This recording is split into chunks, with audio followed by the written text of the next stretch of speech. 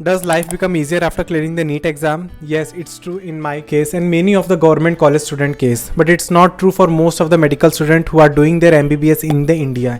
If you Google this information that how many students continue their MBBS even after first year, second year, third year, the percentage will shock you. It is 50% of the student opt out from the MBBS from their second year or the third year. What is the reason behind this? Because India में 40% seats तो government medical college की हैं, लेकिन उसके बाद जो पूरी 60 to 70% seats हैं वो सारी प्राइवेट मेडिकल कॉलेज की सीट्स हैं. That means all the student who are in the India who are doing the medical course are from the private medical student. And जो बच्चा प्राइवेट कॉलेज में पढ़ रहा है वो आपको भी पता है कि उसने नीट का एग्जाम क्लियर नहीं किया, तभी आज वो प्राइवेट कॉलेज में पढ़ रहा है. सो नीट का एग्जाम क्लियर ना कर पाना is a clear indication that you won't be able to bear up the course of the MBBS. But still people have their ego, they have their some personal reasons, they have their dream to become doctor और वो private medical school में enter कर जाते हैं. But then they come to know कि उनके mind का शायद उतना लेवल ही नहीं है. That's why they were not able to clear the NEET exam and now they are not able to bear up the course of the MBBS. क्योंकि आपको अपने MBBS लाइफ में सिर्फ पढ़ाई तो करती रहनी है नहीं, आपको लाइफ भी मैनेज करना है, आपको फैमिली फंक्शंस भी इंजॉय करना है, आपको अपने कॉलेज के भी बहुत कॉम्पिटिशन्स में भी पार्ट लेना है जो आपने पूरे नीट टाइम में अपने 11th-12th में सब चीज़ें आपने स्किप की हैं. And after entering the made school these private college student suffers the most because they don't know how to manage this course along with their managing their life, and इसलिए 50% of student opt out हो जाते हैं MBBS से. So it's good to have a ego for your dream, but a positive ego is a better ego for yourself. अगर आप शायद drop लेके NEET की तैयारी वापस कर रहे होते और नीट के थ्रू आपने आपको इतना काबिल बना लिया होता, फिर आप एक गवर्नमेंट कॉलेज में घुसते तो शायद आपकी लाइफ बहुत स्मूथली चलती और आपको MBBS से ऑप्ट आउट करना नहीं पड़ता. या माना आप एक ऐसे बच्चे जिसने बहुत ज़्यादा ड्रॉप ले रहे हो, फिर आपके पास कोई तरीका नहीं बचा था, इसलिए आज आप एक प्राइवेट मेडिकल कॉलेज में घुसे हो, तो इतना कंपलसरी MBBS करना आपके लिए नहीं था. शायद आप एक BDS ले लेते, BHMS ले लेते, कोई ऐसा कोर्स ले लेते जो आपके हिसाब से आपकी लाइफ में और हैप्पीनेस ला सकता था. तो शायद आप एक मीडियोकर डॉक्टर बनने से अच्छा एक कमा रहे होते एक BDS और एक BHMS स्टूडेंट बन के. तो I would suggest to all the 2023 aspirants, if you have taken multiple drops and if you are not able to clear the NEET exam, it is nothing demotivating to say that MBBS के अलावा और भी अच्छे course आप वो कर सकते हो और शायद अपनी लाइफ और बेहतर बना सकते हो as comparing to entering the private medical college, जहाँ पे सबसे प्राइमरी रीजन होता है you are spending 50 lakhs to 1 crore of your parents, जिनको आप रिफंड कभी नहीं दे सकते हो इतनी हाई अमाउंट का. एंड उसके साथ साथ जो आप प्रेशर झेलोगे प्राइवेट मेडिकल स्कूल में, इतनी स्ट्रिक्टनेस, इतनी discipline, that is a different complete whole story which makes all the private medical student to opt out from the MBBS rather than continuing their MBBS. The second thing that you face as an MBBS first year student is a junior senior toxic relationship. Yeah, I have to use the word toxic because it is getting toxic. Seniors are going to be very helpful for all the first year medical student because शायद आपको सारे previous year question paper वो provide करेंगे, सारी correct reference books वो आपको देंगे, सारी स्ट्रेटेजीज आपको बताएंगे, वो सारी जगह आपको बता देंगे जहाँ आपको बहुत हार्ड वर्क करनी है, कहाँ आप छोड़ सकते हो, आपकी अटेंडेंस की इशू कब होगी, कैसे होगी. And this is all the positive side of having a senior is there are more cons than the pros having the seniors, because most of the senior most of the time will treat you like an object for their fun, for their entertainment, to complete their journals and to go and write their ward ending exam because उनको जाने का मन नहीं कर रहा है. And the sarcastically and the ironically most underachieved senior जिसने शायद आज तक आपकी कहीं भी हेल्प की होगी कोई अच्छी एडवाइस देने में, वो आपको सबसे ज़्यादा ऑर्डर करने वाला है अपने सारे काम करने के लिए. वही सीनियर होगा जो आपको सबसे ज़्यादा ऑर्डर करने वाला है कि मुझे सर और मैम करके बुलाओ, मुझे नॉर्मल भैया दीदी करके मत बुलाया करो. And you know what, you have to do all this because they are senior then. वो शायद जस्ट पास होके सेकेंड ईयर में पहुंच चुके और आप शायद टॉप करने वाले होगे, वो भी बात उनको पता है, but still you have to give respect them because they are 1 year older than you, making you do the most weirdest of their hobbies or your hobbies, I don't know. उनको नौरा फतेही का dance कराना सारे juniors में बहुत ज़्यादा famous है, सारे seniors में, स्पेशली द गर्मी सॉन्ग आप सबको ही पता है. तो जस्ट बी अवेयर, आपको अगर आपने गलती से अपने हॉबीज़ में सीनियर्स के सामने डांस बोल दिया तब तो ये डांस आपको कराना पक्का ही पक्का है. मुझसे नहीं करवाया था. ये सारी एक्टिविटीज़ में मेरे साथ कोई भी एक्टिविटीज़ नहीं हुई because first of all I come under the localite and localite seniors are far better than the hostelite seniors जो हॉस्टल में रहते हैं. Because I live in the PG so I was considered in the localite senior although I am not a Vadodara localite. And second thing is you should also know कि आपको अपनी boundaries कहाँ maintain रखनी है और कहाँ आपको किसी भी इंसान को अपने उस जोन में आने नहीं देना है.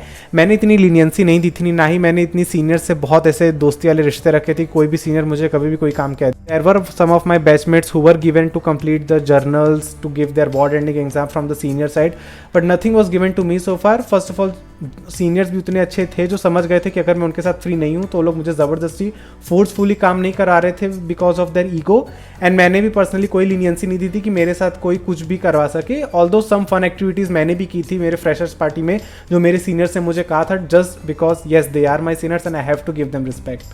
And there is a difference between being an extrovert and being an introvert. If I tell about my friend Atman, who is the most extrovert person in this whole universe, he enjoys doing all the thing what seniors does.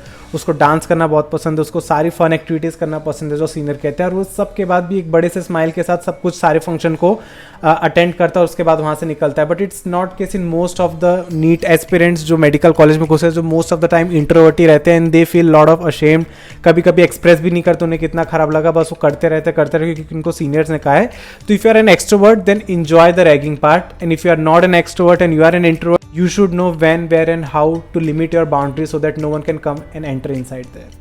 Now the third thing is MBBS studies and managing all the co-curricular activities. The third thing what an every med student is going to face in the first year MBBS is कि MBBS की पढ़ाई कितनी करें, कितनी ज़्यादा ना करें, कितनी कम करें, और ये सब के साथ co-curricular activities कैसे मैनेज करें. First of all, we all know that and I personally feel that MBBS course is far more deep and vast than the NEET course. But I still believe that, and most of my batchmates also believe that MBBS course and studies are way more easier to handle as compared to NEET की study. क्यों? क्योंकि NEET में आप एक बहुत ज़्यादा time bounded एक schedule में थे. आपको इतने बजे सो जाना है, इतने बजे उठ जाना है, आपको इतने बजे टेस्ट देना ही देना है, आपको इतने डेली फिजिक्स के क्वेश्चंस करने हैं. Because NEET exam is all about the punctuality and the discipline, but MBBS is not about the discipline and punctuality all the time. अगर आप नीट के वक्त 2-3 दिन का ब्रेक ले लोगे तो आपको बहुत ज़्यादा फील होने लगता है कि 16 lakhs aspirant are going to give the NEET, there are 30,000 seats, मेरा सिलेक्शन नहीं होगा, 2 दिन में मैं शायद इतना पढ़ लिया होता. But it's not in the case of MBBS. As you enter the MBBS, the course is definitely the most vast course of the India, but still you will enjoy it. And आप 10 दिन पहले पढ़ो, आप 1 महीने पहले पढ़ो, कुछ matter नहीं करता. The thing that matters is आप अपने एग्जाम्स में पास हो रहे हो कि नहीं. जिसको बहुत ज़्यादा पढ़ना है वो को-करिकुलर एक्टिविटीज़ को बंद करके सिर्फ पढ़ाई भी कर सकता है. जिसको कम पढ़ना है वो कम पढ़े, कम मार्क्स लाए, completely okay. It completely depends upon you how much you want to study and how much you don't want to study.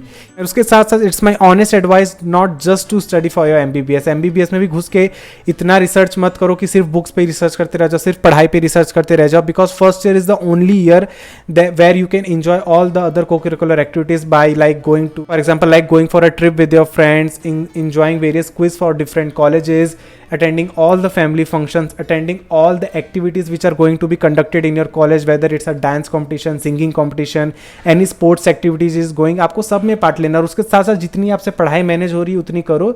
नहीं हो रही तो अब आप कोई कंपटीशन में नहीं हो कि आपको कोई रैंक लानी है और आपको तभी आपकी लाइफ या आपका करियर खतरे में नहीं रहेगा. You can just enjoy everything with your MBBS study. But yeah I would say that MBBS studies are far more easier to handle as compared to NEET, but far more deeper than the NEET. As I told you that आपको कोई भी एक ऐसी एक activity जो अपने MBBS life में continue करती रहनी. For example if I talk about myself that I use to make continue YouTube videos because मेरा यूट्यूब काफ़ी ग्रो अप हो चुका था when I entered my medical college.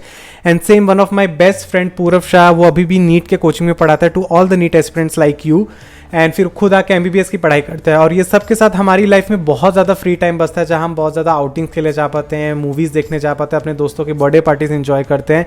ऐसा नहीं कि हमने ये 2 एक्टिविटीज़ परमानेंट कर ली तो इसके लिए हमारे पास टाइम नहीं बचता. So that is what my main aim is for all the MBBS student. You just need to make your life more engaging, more joyful, but with a relief. आपको कहीं भी प्रेशर नहीं फील होना चाहिए कि आप सिर्फ एक ही टाइप की एक्टिविटी कर करके सैचुरेट हो गए, जो नीट में हमारे साथ सबसे ज़्यादा होता है. The next topic is the hostel life and the hostel food, and this is the only reason that makes me full of the regrets that why I am one of not those student who can just opt for the college in the same city and I can live with my parents also in the home. You might not be the one of the luckiest person who is living in the same college and having a same home in the same city. Most of us live in our hostel because our college is far away from the home, and hostel life is very hectic. It is the one of the most difficult reason क्यों लोग अपने same city में college opt करते हैं, because hostel में आपको first of all अपने खुद खुद के कपड़े धोने पड़ेंगे, even after giving in the laundry. आपको हॉस्टल का खाना खाना पड़ेगा जो कि कभी अच्छा नहीं होता। लास्ट 20-25 साल से उस सेम कॉलेज का आपको भी पसंद नहीं आएगा, और घर के मुताबिक तो बिल्कुल पसंद नहीं आने वाला। एंड आपको नॉट सो हाइजीन वाले रूम और वॉशरूम्स यूज़ करने पड़ेंगे जो शायद आपने लाइफ में कभी ना यूज़ किए हो, जस्ट बिकॉज आपने गवर्नमेंट कॉलेज को ऑप्ट किया हुआ है। तो either you can stay in a PG, in a very luxurious PG, like I stay in a PG because मुझे गवर्नमेंट हॉस्टल तो बिल्कुल पसंद नहीं आ रही थी, और else you can do is you can just manage all this thing. ये सारी चीज़ें जितना कम एज में आप मैनेज करोगे उतने ज़्यादा मेंटली स्ट्रांग होंगे, और ये सारी चीज़ें और टॉलरेबल और मैनेजेबल हो जाती है अगर हमारा और हमारा दोस्त भी जो है वो साथ में झेल रहा है। तो हम अपने साथ साथ अपने इतने सारे लोगों को देखते हैं जो इस सेम लाइफ जी रहे हैं, तो हमें मोटिवेशन ऑफकोर्स मिल जाता है to live that same life with a better happiness in your face. So these were all the reason in the first year that any medicos are going to face, and these things can either make you or either break you for a further MBBS course. अगर ये सारी problems के साथ साथ अपने पढ़ाई का भी लोड आपने ले लिया और सब अब झेलने की वजह बस अपनी लाइफ डिप्रेसिंग बना रहे हो, तो आपकी लाइफ डिप्रेसिंग जोन में चली जाएगी, और आज नहीं तो 1-2 साल बाद आप MBBS या तो ऑप्ट आउट कर दोगे, और या तो आपका वो मेंटल कंडीशन ही नहीं बचेगा कि आप MBBS कंप्लीट कर पाओ. और अगर ये सारी प्रॉब्लम्स के साथ साथ आप MBBS भी खुशी खुशी से अपना मैनेज कर पा रहे हो, मैनेज करने की ट्राई कर रहे हो, you are definitely going to clear your complete MBBS with a lots of happiness and with lots and lots of memories. So I hope you liked my video. You just come to know the darker side of just being a medico rather than just आपको जो अच्छी चीज़ें दिखती है कि हम लोग हर दिन जाते हैं वाइट कोट पहन के बस काम ही करते हैं, ऐसा कुछ नहीं होता. वो सब सेकंड ईयर में होगा. उसके साथ साथ उल्टी ये सारी चीज़ें हमें झेलनी पड़ती हैं. So we'll meet in the next video. Till then, take care and bye bye.